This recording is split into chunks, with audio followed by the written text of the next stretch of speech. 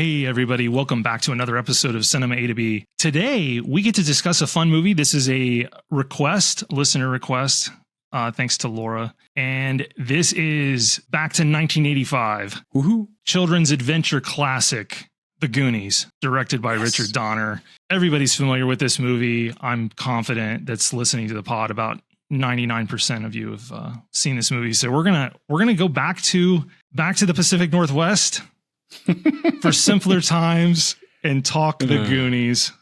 The Goonies. So how do you feel about this movie, Alec? So here's the thing. First off, I say that like I'm not going to like this. I really enjoy this film. But here's the thing. I don't like this film as much as other people do. And it's one of those things. I didn't watch this until much later in my life. I think it was probably high school. I don't think my parents said I couldn't watch it, but they weren't pushing me to watch it. And I didn't have that many friends who either seen it or we were watching other things, So I think it was like high school that I finally was like going back to it. So I don't have a lot of the nostalgia or I grew up with this movie, so I really identified with like Sean Astin's character or whatever. However, going back, I 100% appreciate it. Think it is just an absolute fun movie with a lot of great lines, good dialogue, good pacing, fun little sets. Like it knows what it is. It doesn't try be anything bigger, and is just a good little like fun story to go through. And I can see why this appeals to especially like our generation or people growing up in this time of like I can identify with these characters and I can identify with that time period and I can identify with that. I just didn't get that. So again, it's not that I don't like it. Please don't murder me, fans of the show. I like this movie. I just don't hold it as in high regard as many other people that I know who did watch it growing up. Right. So now you did watch it growing up, if I remember correctly. Absolutely. And so it's 1985. I was born in 81. That checks out. I don't know if I was taken to a theater to see this or not. If I was, I probably don't really remember too much. Although I will say I was taken to a theater for Back to the Future, and I do remember that. And so this movie sits in a really like kind of the beginning of me remembering movies. It's The Goonies, it's Back to the Future, it's Top Gun in 86. And then like the definitive drag my parents to it all the time was like Batman 89. And there are other movies in there in the 80s as well, but this is a really key one. And this one got a ton of cable play as well. And that's where I really probably remember it the most. I loved it. I loved it. I mean, I grew up with asthma. Little Sean Astin is the little champion of us that all have asthma with his little inhaler that he's got to use I could relate to that because I had an inhaler, I had really bad asthma attacks when I was like 4 or 5, had to go to the hospital every time they happened. It was really miserable. So to watch a movie where the main kid on this search for One-Eyed Willie is constantly using an inhaler was like, well, that's kind of interesting. It's a blast. The sets were always like sets that I wanted to like physically visit, especially the water slide section. I was just where they dumps them down into the cave lagoon. Which is really cool. It is. It's super cool. The set work in this is top notch. And that stuff's like a credit to Spielberg being a writer and a producer on this. I think he insisted they do a lot more set work. That way they could get more done more quickly based on his bad experiences shooting Jaws out on the water. And by the way, Spielberg did some like first assistant directing on this movie towards the back end of it. And you can feel his fingerprints in this film. It's interesting because it's Richard Donner directed it, but this feels like a Spielberg picture through and through. But the story's his. The story is his, yeah. Yeah. So like, I mean, it's definitely, I agree. Like his fingerprints are all over it. Donner and Richard Donner is a very, very good director as well. And the other writer is Chris Columbus, Harry Potter, Home Alone. Yep. The fact that you have 3 of these guys on this movie, it's like no wonder it's this good. It's way better than it has any right to be. Yes. Yeah. I mean, a group of kids trying to save their town, go and find pirate treasure. Like It shouldn't This should be like a Hallmark movie. It should. It should. It shouldn't be this good. But it is, because the script is really taut. And then the casting director just flipping knocks it out of the park. I mean, you go through this cast, and obviously Sean Astin headlines it as the kid. And then you get a kind of a cool, fun punk Josh Brolin. Corey Feldman was one of the more popular kids cast in it by this point. And then Ke Huy Quan, who, you know, sadly falls off the map basically after this. And this and Indiana Jones and the Temple of Doom, and then, you know, basically disappears. But he's back. He's back. He is back. It's great. You work down through the cast. You got Joe Pantoliano. Yeah. Not in a major role, but just adds a little something. I like this movie that they don't put there's not like one main villain. You have like the trio of them after the kids, which I think works really well. And isn't the guy who plays the other brother, isn't he from the FBI agent from Die Hard as well? We're gonna need some more FBI guys, I guess. He's the one. Yeah, he's the one in the copter. Yelling how much it's like Vietnam. He's like Robert Davey or Davi. Davi or something. Yeah. But this is, I mean, going back, like I think I talked about this once on the podcast. Is I really like Joe Pantoliano's kind of his take on how to do movies. I mean, because he is such a character actor. He is kind of never really like the main guy. He's always a side character or a bad guy, whatever. But it's one of those, like, again, that 3 movie a year role of do one for the money, one for, you know, for you, for the art, and then one for the location. And honestly, like, I don't know if this would be one for the money, or if it's, hey, I'm going to be working with Richard Donner, I'm going to be working with Steven Spielberg, like I want to jump at this chance. And I almost feel like that's probably what he's doing. Now, this is still pretty early on his, you know, career. I mean, he didn't really make it huge, but it's one of those things of like, maybe this is a one for him movie. Like, I want to do this fun thing because it's going to get me in touch with working with Spielberg. I think so. And most of his stuff would have been on sound stages in LA, except for some of that outdoor work. There's not that much of it. You know, very little of this movie is actually shot on location. I mean, you do get the good establishing shots of Astoria and the ending on the beach, but anything underground that's all set. The tunnel systems, and it's exquisite.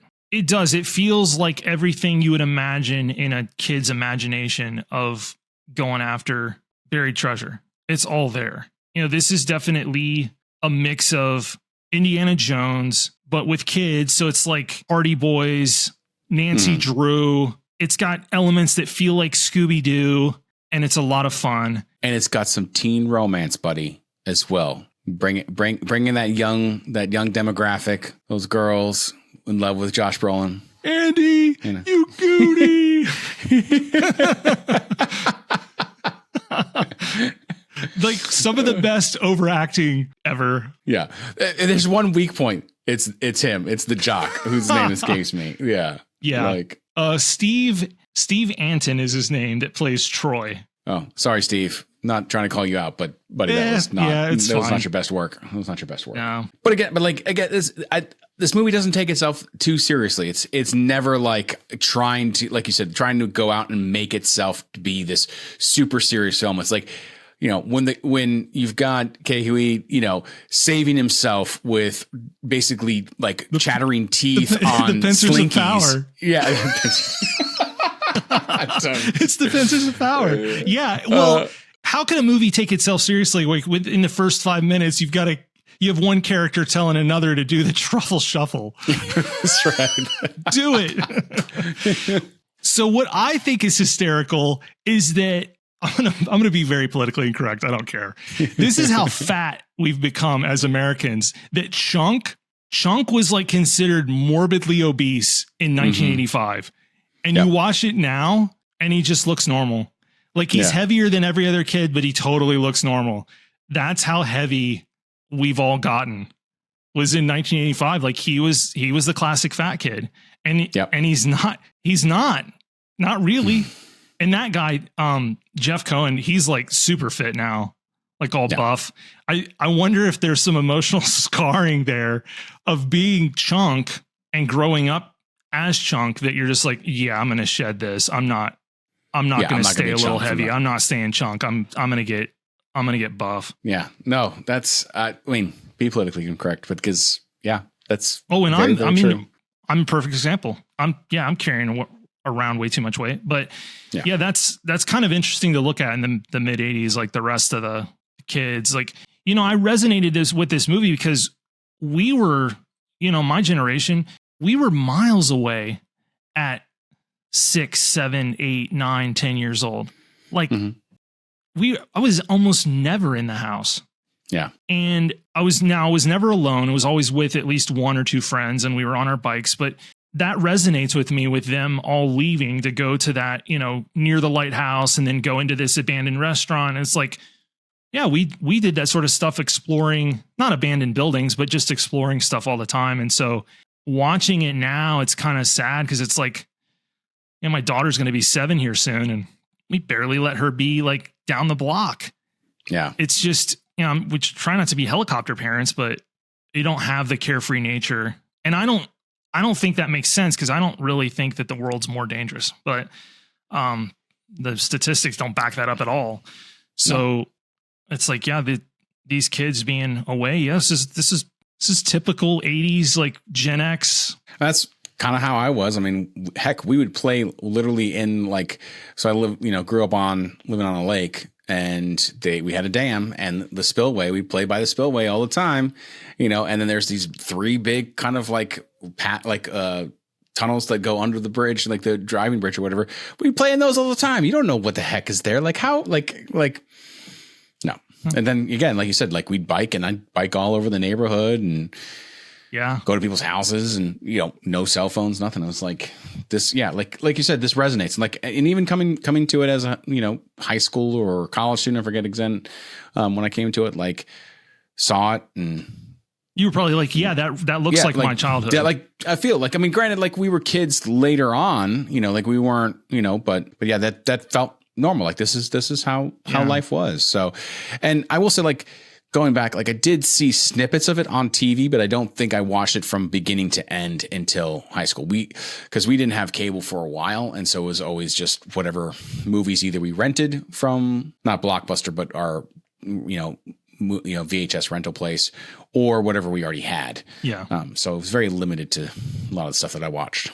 Yeah, I feel like we might have had it on VHS at some point, and it probably got wore out like they always did. It's more than just a kid's movie. It does act as this snapshot in time of like mid 80s kind of childhood. Obviously the plot is super fantastical, but the idea of kids being out and away from, and their parents don't really know where they are, is super accurate. Like, yeah. And there were great things about that, and there were bad things about that. I mean, you watch it back now, and when Troy's like freaking hanging on to Brolin in the car, like when I was a kid, I was like, oh, that's funny, you know, and he goes flying off, and now I watched him like, that's freaking mortifying. And also possibly manslaughter. Yeah, exactly. But so fun fact, the ship is actually real. Oh, so like they actually built the ship, or they used a ship. Basically, that was a whole, like a real set or whatever, like not just like a put on. That set's enormous. Yeah, and you know, there was supposed to be the tank in it. The water tank's deep enough. You know, there was supposed to be an octopus. Really? Yeah, and they even reference it. One of the characters, it's kind of hard to understand him, and I'm thinking it might be Ke. Near the end, even still has a line of dialogue when they're all like, I think they're on the beach when everything's about to get wrapped up, and I'm pretty sure Ke says something about the octopus. Yes. It's a deleted scene. Yeah, now I remember. He does. He still says it. He's still like, oh, you know, that was scary or whatever. And they couldn't get it to work right. Like it suffered the same issues as Bruce the Shark, frankly. They just couldn't get it. And so they dumped that whole, because that was what was supposed to be so terrifying about them walking the plank and jumping off. And I'll admit, when you watch it, it's like really not scary. It's like, well, they're just going to jump off into the water. What's the big deal? But in the original script, there's a giant octopus down there. Yeah. That grabs them when they fall in and like tries to hurt everybody. And they like, I don't know, they fight it off and it goes away. But yeah, it's kind of an interesting nugget. I remember the first time I read about that, I was like, that's crazy. So real quick, it went back to what it was. So they actually built the ship for the scene. They put in like a big water tank. So like all the shots on the ship are actually in this big working ship. And then at the end of it, they tried to give it away to anyone who would take it, and no one wanted it. So they basically scrapped it. So, so sad. Man, so sad. But I mean, I'm sure it was like, hey, you come and get it, you transport it, on your own dime and just get it out of here. So it's not like hey, we'll give it, we'll bring it to you. It's more like, come pick it up. Yeah. It's free, but you pick it up. That's not. Unfortunately, most really incredible sets in movies are scrapped. Most of that stuff's not, there's nowhere to keep it. All those really cool, like almost to scale versions of the Millennium Falcon that got built for the original trilogy, all that stuff got scrapped. Had to build it again. Yep. That's how it goes. They just, they don't have the space for it. No. So, small fun fact, a little trivia for this movie. Jeff Cohen, who plays Chunk, is now an entertainment lawyer. Oh, is he? And Ke Huy is one of his clients. That's cool. Like that. So they stayed friends? Or stayed Apparently, in touch, maybe? Yeah, they stayed in touch or whatever. And it's just like, so when he did Everything Everywhere All at Once, Chunk was the guy who was setting up the contract, That's cool. Yeah.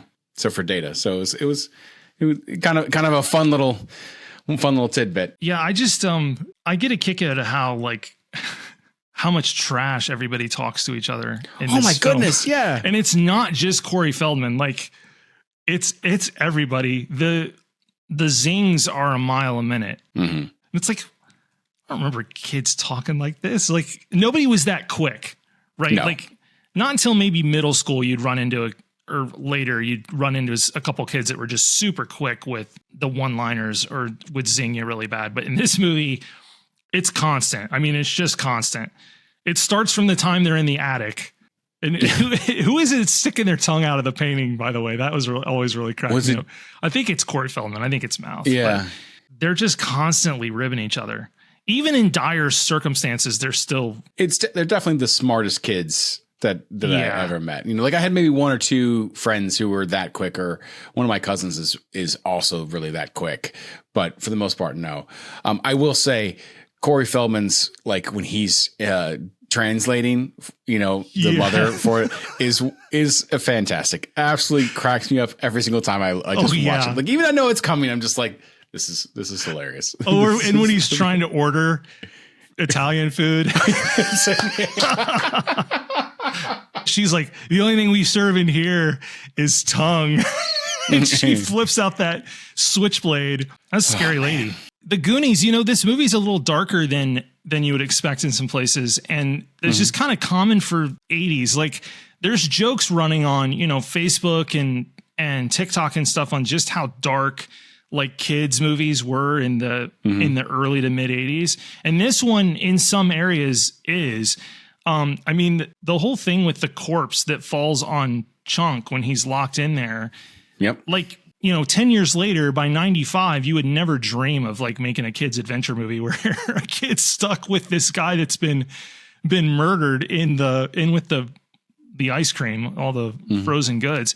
And that's just kind of, this is the way the 80s stuff was. The early 80s, there was always really traumatic stuff in there that they just put in. It was fine. I mean, think of movies like Labyrinth or The Dark Crystal. Mm-hmm. Like Jim Henson, whew, man. Yeah. You were dark. You were a dark man. There's even some dark moments and stuff like Neverending Story. Oh yeah. Yeah. Very, very dark. I mean, some of that like gave me nightmares growing up. Like I can tell you like watching those things. Or it was like, just really sad. Past. Like if it wasn't scary, it was just super depressing. There's not really anything depressing in this, but there's some scares. I mean, my daughter really enjoys this movie and she goes through phases where she'll binge it basically. That's good. Yeah. That's good. No, it is. She sees the same thing in it that I do. It's just a fun journey. And you have kids on screen that you can kind of relate with. The only thing it kind of lacks would be another female character that's like Sean Astin's age. The two girls are, teenagers. So young teens, mid-teens, whatever. So that's kind of the only thing it's like missing as far as. Yeah. So essentially when Hollywood reboots this, because they've run out of other ideas. Well, it'll be all girls. And it'll be called the Ghostbusters. No, I'm surprised they haven't remade this. Maybe Spielberg, I'm okay with that. Well, maybe Spielberg and Columbus and them figured out a legal wrangling to where they control the rights and just have not allowed it to have a remake done. It doesn't need one. I mean, heck, your kid watches this and is enthralled by it. I don't know what you would add or do differently. It's not, I mean, it's set in 85, obviously the cars and different things, but once they're underground, it's sort of timeless. Mm-hmm. I mean, there's some of their clothing is a little dated, but not egregiously so, like versus if it was set in the 70s or something like that. And they were all wearing, bell bottoms or it doesn't have anything that really dates it heavily. I think that's part of its charm. And then the music, classic score. I'm sure eventually somebody will come along and want to redo it, but no, I don't know what you'd possibly could add. We talked a little bit about the writing, but the dialogue is snappy as well. Like it feels relatively timeless. There's not a whole lot of 80s stuff that they really talk about too much, that doesn't fit. Like some of the beginning, I think there is, that it feels very 80s, like you say, but the rest of it doesn't feel. Well, even the plot is still pertinent, like a developer coming in and like taking over. Yeah, that's as relevant as it's ever been. I do love like certain lines, like Martha Plimpton as Steph. She's like, she tells Brolin, she's like, God put that rock there for a reason, I think. And I don't know if you should move it. And of course he lifts it, that it's just bats come just everywhere. I know I drove my dad nuts watching this a bunch because he finds Sean Astin kind of annoying. What? Yeah. But mainly because of Rudy. What? That's what why? Rudy was offsides, man. That's all I'm going to say. Rudy was offsides.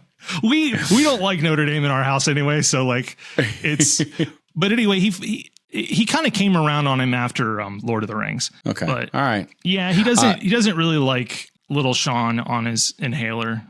Well, I do know now, every time I'm going to be around your dad, I'm just going to like very quietly just go, Rudy. Yeah. Rudy. Good luck with that. Yeah. See what he does.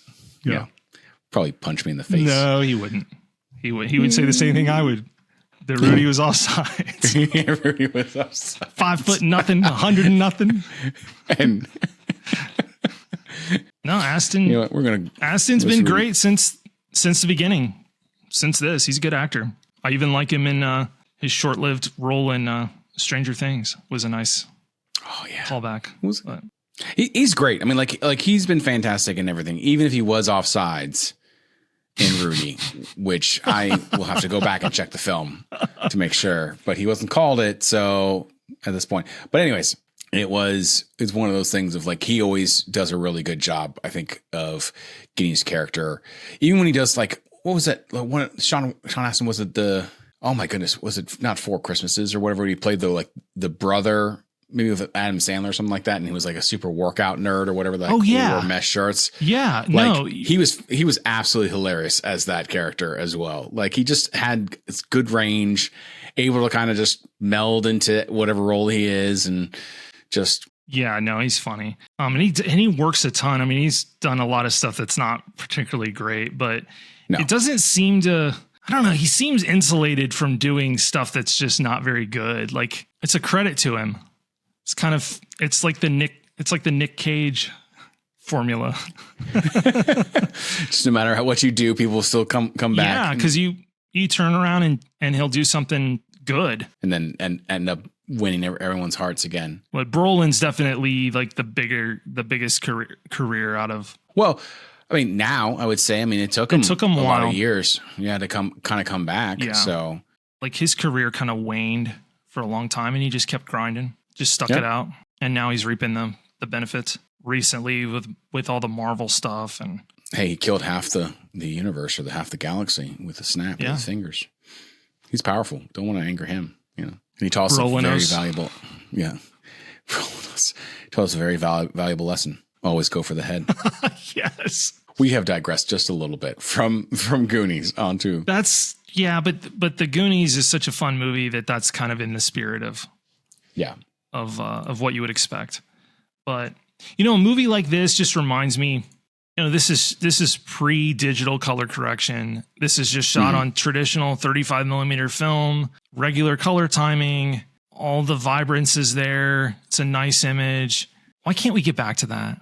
Like, why can't we get back to that? And to a certain extent, that's kind of what Christopher Nolan does. You know, none of his stuff's digitally color corrected very much, especially for a theatrical run. They do digitally color correct for Blu-ray and UHD Blu-ray, but why can't we get back to just... Because it takes a lot more work and a lot more effort, a lot more knowledge. To just shooting this stuff a little more traditionally and letting the locations and the costumes and stuff, you know, speak for themselves. I don't know. Yeah. It's much easier to fix it in post. Yeah. Because it's not a perfect, you know, Goonies is not a perfect image. You know, it's got a lived-in look. But yeah, it does take a lot more effort to set your scene up correctly or to make sure that you've got the right light if you're working outside, you know, bringing the right cameras, that kind of stuff. Then it is to just, you know, kind of shoot it and then adjust it as necessary in post where you have a lot easier control. No, I think they're still exposing properly on digital. You have to do certain things. Everything just seems like it wants to, as far as feature films now, everything for the most part, except for like comedies, just feels like it wants to have this crazy color grade on it, often for the sake of just having a crazy color grade on it. That's not motivated by story or anything like that. And these movies that I love from like the 80s and the 90s, and most of them weren't that. No, whatever they achieved as far as the look of the film was pretty much achieved in camera, and it was more than good enough. So I'm thinking they're going to kind of pendulum swing back the other way, and then we're going to get less of these really crazy color grades, like the way say 2007 Transformers looks, which is just it's a cool looking movie, but it's a super hyper stylized, hyper manipulated image, and it's like, did it have to look like that to tell the story? I don't know. I mean, it's obviously a very different movie from this, but I digress. But I like the simplicity of the image in movies like these, where you give more control to the cinematographer and the set dresser and the set carpenters and the production designer and costumes, and you let that all come through more and just let the film grab it. Yeah. Anyways, well, I think that's going to wrap us up for talking about the Goonies. We want to just say thank you so much, all of you, for joining us, both on our YouTube channel as well as audio only. We hope you enjoyed this episode. These come out every Monday, so feel free. Make sure you subscribe to us if you can. Give us a review, rating, whatever. That'd be great. If you've got, you know, some recommendations that you want us to talk about, feel free, leave us a comment. We'll be glad to put that in the list that we want to talk about. But we're just going to keep plugging along on movies we've seen and enjoyed, or not so much enjoyed in some cases. But we'll see you next Monday. Thanks, everybody.